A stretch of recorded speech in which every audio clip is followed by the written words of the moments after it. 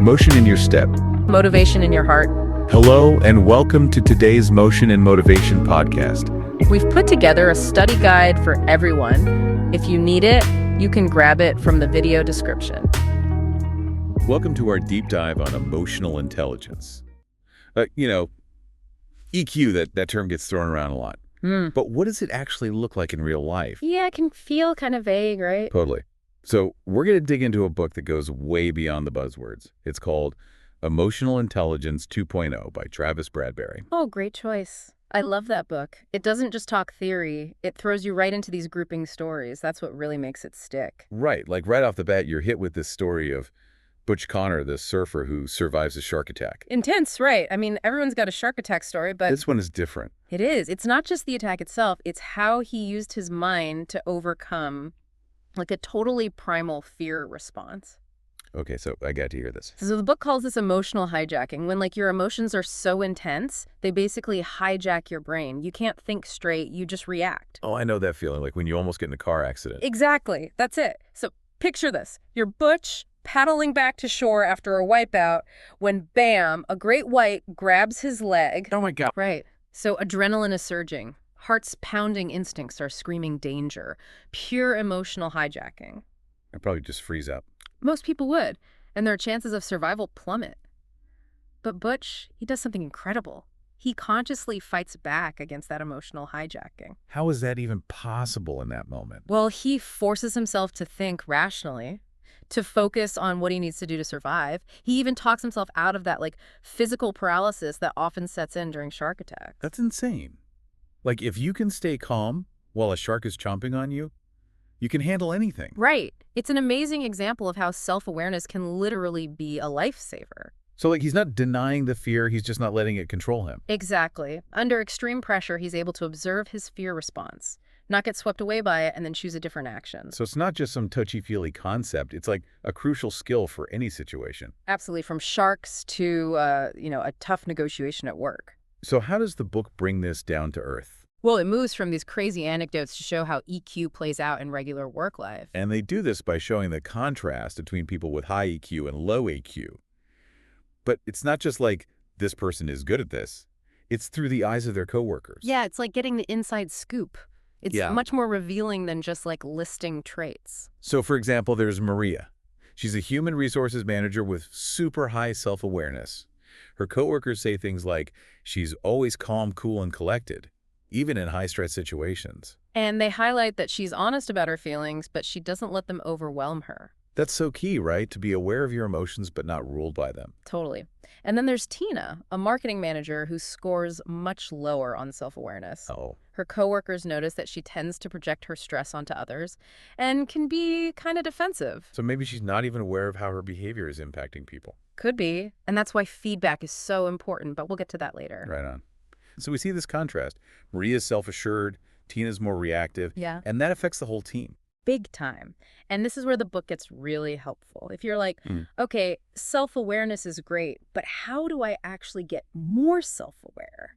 Yeah, because it's not like you can just decide to be more self-aware. Well, it takes practice. The book gives you actual strategies. Okay, I'm all ears. One of the most basic ones is tuning into your body's signals. We often experience emotions physically before we even consciously think I'm angry. Oh, yeah. Like that tightness in your chest? Exactly. Or knot in your stomach. That's your body giving you a heads up. Interesting. So it's like paying attention to those physical sensations. Yeah, it's an early warning system for your emotions. Makes sense. What else? Another strategy is knowing your triggers. We all have those things that push our buttons, certain people or situations. Like that coworker who drives you crazy. That's a good example. Yeah. So the book says take some time to reflect, like what typically sets you off. Once you know your triggers, you can develop strategies to manage them. So instead of exploding, Yeah. you can be like, okay, I know this is going to make me mad, deep breaths. Exactly. You're choosing a different response. Okay, that's super practical. What other tools are in this EQ toolkit? Well, the book also says journaling and asking for feedback are key. It's easy to think you know yourself, Yeah. but sometimes you need an outside perspective. Right. You might think you're coming across as assertive, but maybe others see you as aggressive. You'd never know without feedback. Ooh, that's a good point. Yeah, So even if it's uncomfortable, feedback can be really valuable. totally. It's all about learning and growing. Okay, so we've talked about self-awareness, but there's another piece to this puzzle. Okay, lay it on me. Self-management. It's great to be aware of your emotions, but you also got to be able to manage them. Right. We can't just be walking around feeling all our feelings all the time. And the book shows how people who are good at self-management handle those tough moments. Give me an example. So there's Lane. She's a healthcare administrator known for staying calm, even in emotionally charged meetings. Must be a tough job. Definitely. Her coworkers describe her as the epitome of patience and understanding. Like she can diffuse tension and bring calm to chaos. This sounds like a superpower. Right. And then there's Yeshi. He's a computer programmer who is like unflappable, even when dealing with demanding project managers. Hey, those types. She never loses his cool.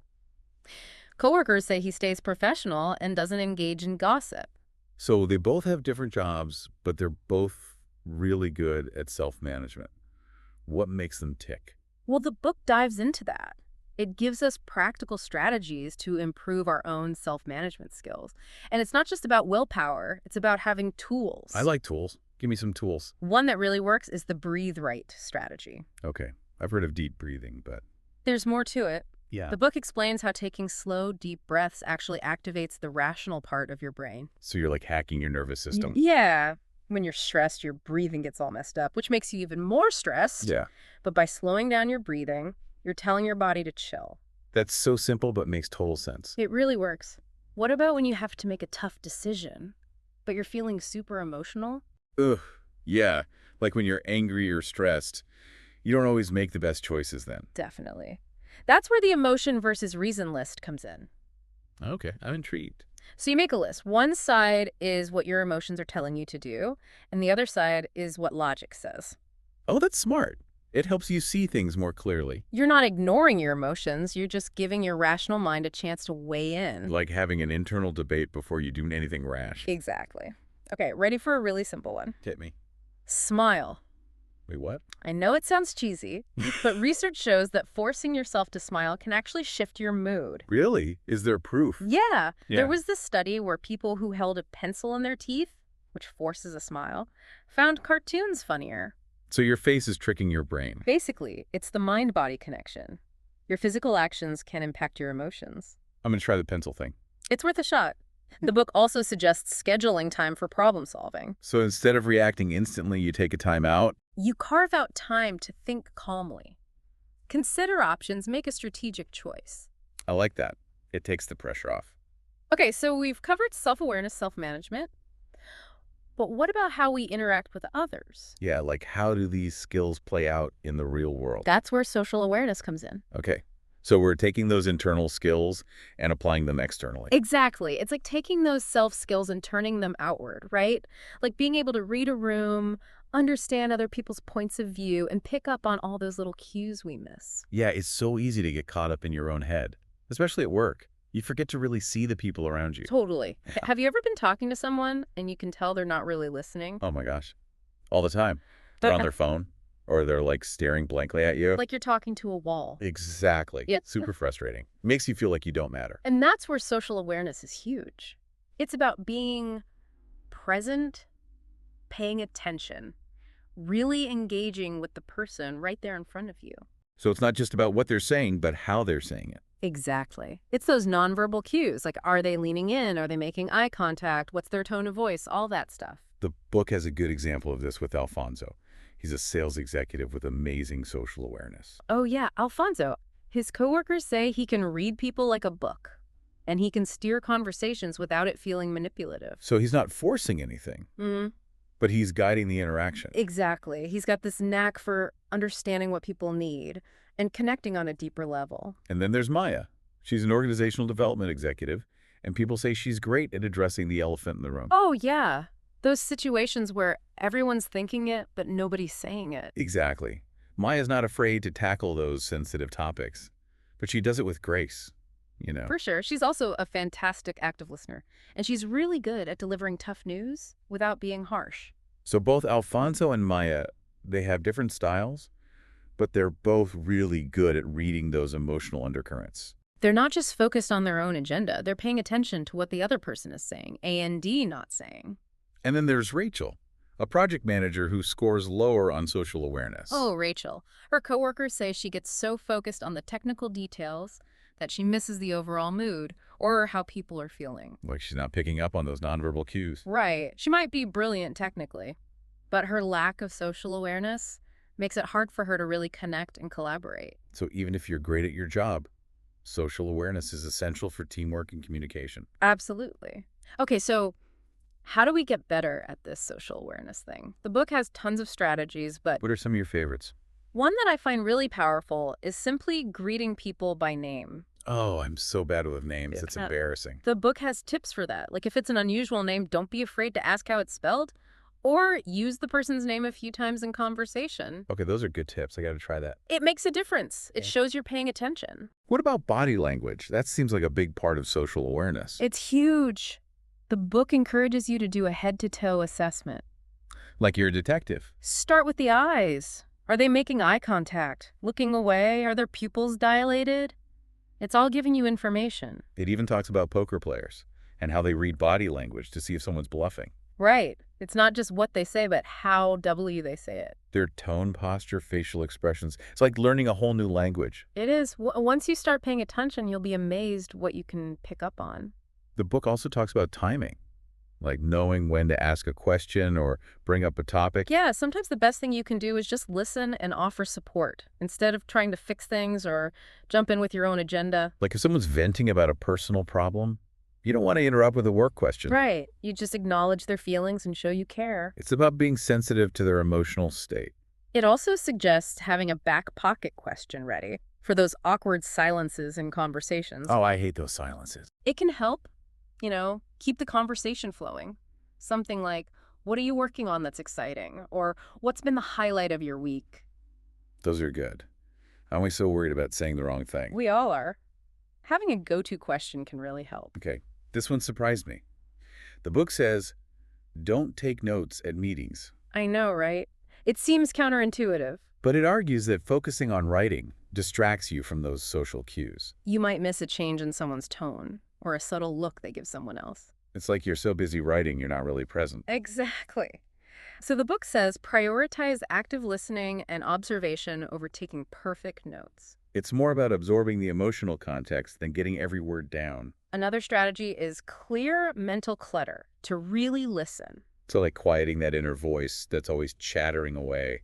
That little voice can be so distracting. It's like having a radio playing in the background while you're trying to have a conversation. Yeah, you can't focus on what the other person is saying. The book talks about common mental clutter, like rehearsing your response while someone's talking, or being preoccupied with your own worries. It also says technology can be a big source of mental clutter. Oh, for sure. Right. So put away your phone, close your laptop, and be fully present in that face-to-face interaction. It's about creating space to really hear what the other person is saying. Okay, ready for a fun one? Always. The book suggests going on a 15-minute tour. What's that? You take a short walk around your workspace and just observe your surroundings and the people you encounter. What's the point of that? It's about noticing things you might normally miss, like the look of people's workspaces, how they interact with each other, the overall mood. So it's like a mindfulness exercise for the workplace. Exactly. You might notice that someone has family photos on their desk or how people greet each other in the hallway. It gives you clues about their personalities and relationships. I like that. It's about being more observant. Okay, last one. This is a biggie. Understand the rules of the culture game. Oh yeah, every workplace has its own unspoken rules. It's like those unwritten rules of etiquette. You have to figure them out as you go. So like, is it okay to just pop into someone's office? Or do you need to schedule a meeting? Exactly. Or do people prefer email or face-to-face?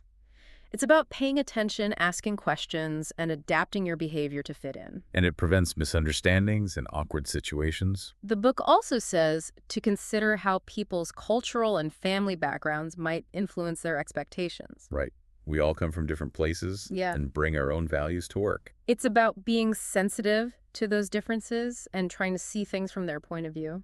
So social awareness is about more than just reading emotions. It's about understanding the context and what makes people tick. Exactly. It's about seeing the whole picture. Yeah. So we've covered self-awareness, self-management, social awareness, but what happens when we put it all together? That's where the magic happens, right? It's relationship management time.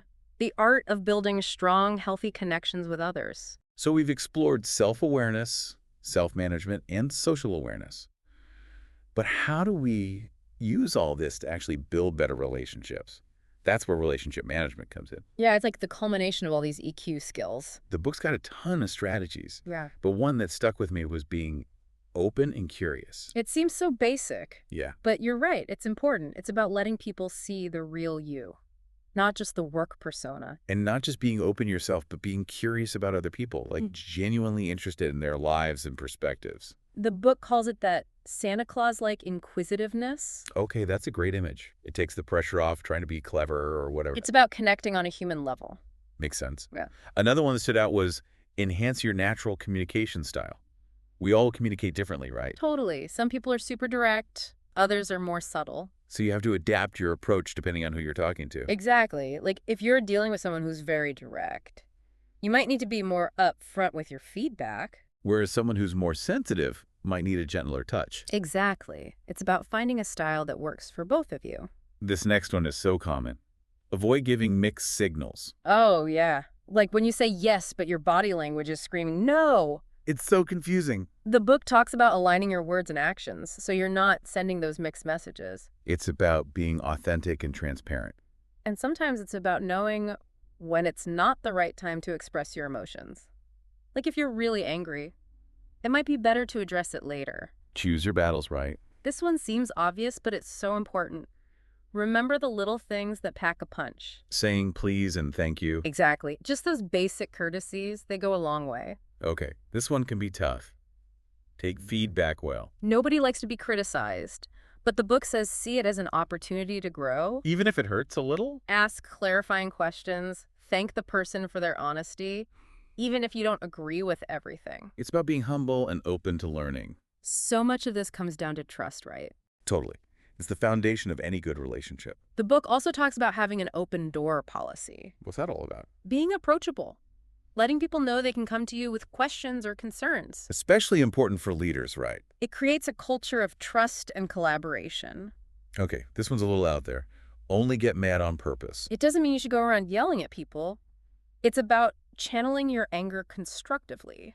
So like that football coach who uses his halftime anger to motivate the team. Exactly. It's about using anger as a force for good, not letting it control you.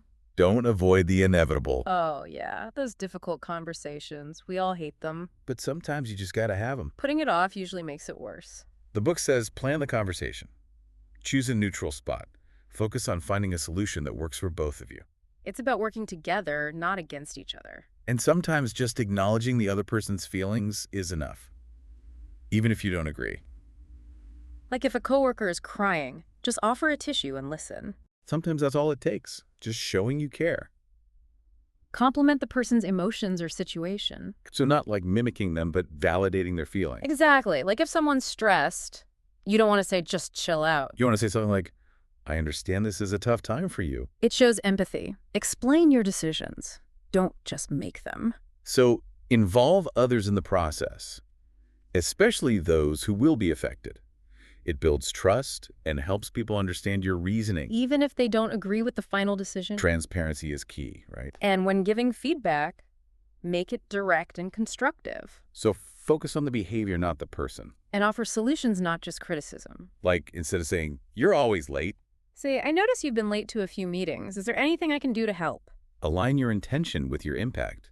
Sometimes we have good intentions, but our actions have unintended consequences. Like if you try to make a joke and it offends someone, It's about being mindful of how our words and actions affect others. and being willing to apologize when we mess up. Even with the best intentions, conversations can go off track. That's when you need a fix-it statement. No, like this is hard, or how are you feeling about this? It helps reset the conversation and get back on track.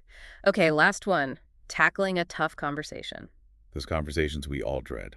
But the book gives you a framework for handling them effectively. Start by finding common ground Really listen to understand their perspective. and manage your own emotions. Yeah. It's easy to get defensive. But stay calm-focused and respectful. It's about finding a solution that works for everyone. So we've covered a lot, but the book also has some really interesting research. Oh, I love the research. Mhm. What were some of the highlights? One that surprised me was that men with high EQ are actually better decision makers. You'd think being in touch with your emotions would make you more indecisive. But it seems to be the opposite. Maybe because They can consider different viewpoints without their emotions getting in the way. What else? There's a big generational divide in EQ. Baby boomers score much higher on self-management than Gen Y. That's interesting. Why do you think that is? The book suggests it's about life experience. Boomers have had more time to develop those self-management muscles. They've been through more ups and downs. But it doesn't mean younger generations can't improve their EQ. It's a skill you can build at any age. And then there's the cultural aspect. The book compared Chinese and American executives. How did that shake out? They scored similarly on self-awareness and social awareness, but Chinese executives scored way higher on self-management and relationship management. Wow, that's significant. What do you think explains that? It could be cultural values. In China, relationships and harmony are super important. So maybe those skills are emphasized more. It's just fascinating how EQ is influenced by all these factors. Individual, generational, cultural. It's like this whole new way of seeing the world. The most important takeaway is that EQ is not fixed. We can all become more emotionally intelligent. It's not something you're born with. It's something you can learn and practice. So as we wrap up this deep dive, I have a question for our listeners. What's one small thing you can do today to boost your EQ? It could be anything: practicing deep breathing, paying more attention to body language, saying thank you more often. Start small and build from there. Make EQ a part of your everyday life. But those little actions add up over time. Thanks for joining us on this deep dive into emotional intelligence. We hope you learned something new. Remember, EQ is a journey, not a destination. So keep learning, keep growing, and keep diving deep. If you enjoyed this video, don't forget to hit the like button and subscribe. That way you won't miss any of our updates. Also, if you think this video could help others, please share it with them. Thanks for watching and for your support.